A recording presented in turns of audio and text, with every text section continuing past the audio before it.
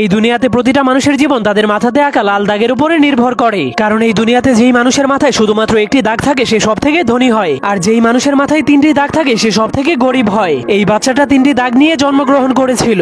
এরপর সে ধীরে ধীরে বড় হওয়ার পর সে দেখতে পায় তাকে শুধু গরিব মানুষের সাথেই থাকতে হয়, আর যাদের মাথায় দুইটি দাগ আছে তাদের গোলামি করতে হয়। এমনকি তাকে দুই দাগওয়ালা মানুষের জন্য সারাদিনই কাজ করতে হয়, যার ফলে দুই দাগওয়ালা মানুষের বাচ্চারা তাকে মারলেও সে কিছুই বলতে পারতো না। এজন্য সে একদিন লুকিয়ে লুকিয়ে তার কপালের একটা দাগকে মুছে ফেলে। এরপর কাউকে কিছু না বলেই লুকিয়ে লুকিয়ে দুই দাগওয়ালা মানুষের রুমের মধ্যে চলে যায়। কিন্তু সে ভিতরে যাওয়ার পর দেখতে পায় সব দুই দাগওয়ালা মানুষের এক দাগওয়ালা মানুষের একদমই চাকরের মতো সেবা করছে, যা দেখার পর সে অনেক অবাক হয়ে যায়। এরপর সে বুদ্ধি খাটিয়ে তার আরেকটা দাগকেও মুছে ফেলে। কিন্তু যখন দুই দাগওয়ালা মানুষেরা দেখতে পায় তার কপালে এক দাগ, তখন তারাও তার সেবা করতে শুরু করে দেয়। তখন সে জীবনের প্রথমবার এত সম্মান পেয়ে অনেক খুশি হয়ে যায়। কিন্তু তখনই হঠাৎ করে উপর থেকে একটা মেশিন চলে আসে।